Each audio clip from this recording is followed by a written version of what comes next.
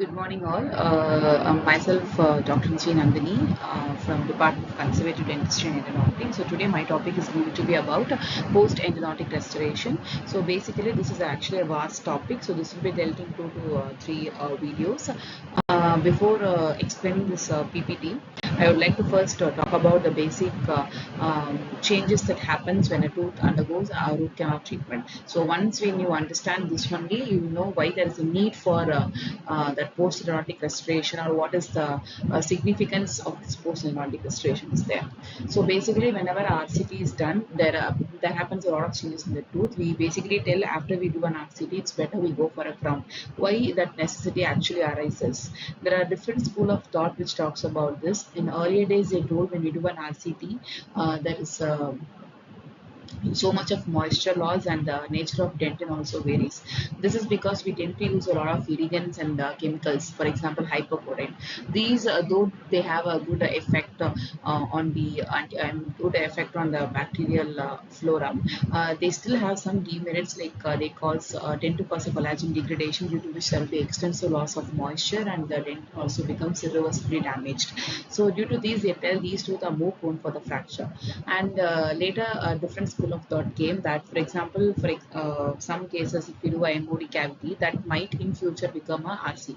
So in that cases, we have already removed so much of tooth structure. For example, in MOD, we tend to remove the marginal ridge, which is actually a stress-bearing area.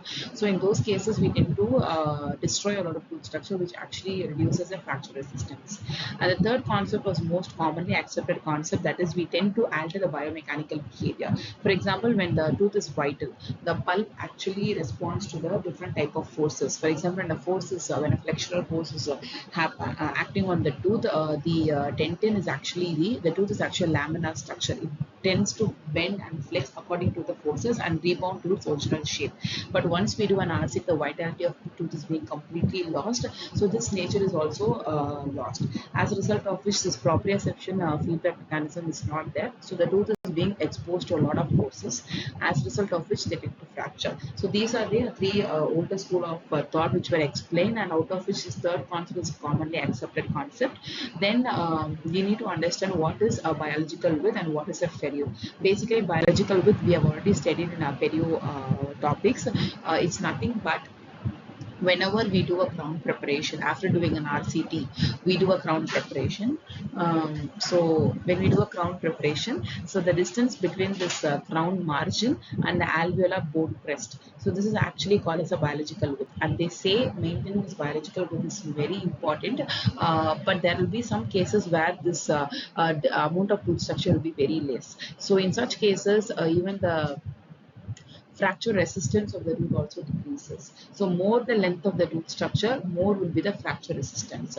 So in some cases where there is a very loose tooth structure present between the preparatory margins and alveolar bone crest, we need to do a crown lengthening procedure where we tend to expose some of the tooth structure and which will further increase the fracture resistance. So this maintaining this biological width, that is the distance between the crown prep margin, that is a finish line, and the alveolar bone crest. This distance is very, very, very crucial for the fracture resistance of the tooth.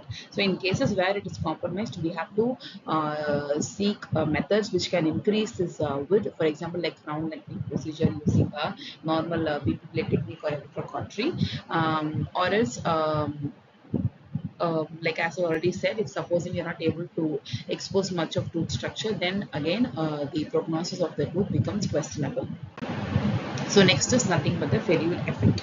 So ferrule effect is nothing but, see, you can see, um, this is actually a case of a cast post. So basically, post-endodontic management, we have a concept called as a cast post, which will be dealt in further videos in detail. So this you can see, there is a coronal tooth structure between this core and the finish line. So this coronal tooth structure that is actually present is called as the ferrule effect. This, they are telling, this coronal tooth structure should be as much as possible, at least 1.5 to 2 mm. When this ferrule effect is actually reducing, your fracture resistance also decreases. They are telling if you are conserving more amount of coronal tooth structure is there, then the crown which you are going to give over this tooth structure is going to give a bracing effect. So the extra coronal restoration which is going to give a bracing effect around the remaining coronal tooth structure is called as a ferrule effect.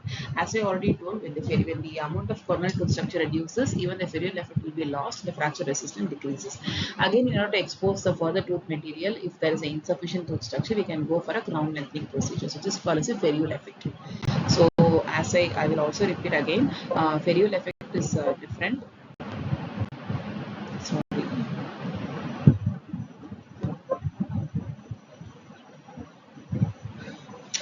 Okay, so basically, failure effect is different. Biological width is different. Biological width is nothing but the distance between your finish line and alveolar bone crest, whereas failure effect is nothing but the amount of tooth structure present between your core and then the preparatory margins. So in both cases, we have to preserve as much as width possible in order to increase the fracture resistance. So this is nothing but the image which tells you about the various post-endodontic restoration options. So if sufficient tooth structure is there, we need not go for a full crown. We can just go for an inlay restoration. Inlay is something that is just intracorneal restoration. Or some cases we can just go for an onlay restoration, which just involves capping of all the cusp. So it's a combination of intracorneal and extracorneal restoration. And in extensive tooth structure loss, we can go for a crown. That is a four-wall coverage you will give. And in a severe tooth structure loss, we have to go for either a fiber post or a cast post. So fiber post is given. When there is a one third half one third of tooth structure loss. When there is a more than two third of tooth structure loss, we have to go for a cast post. So these are the images of various extracorneal restoration.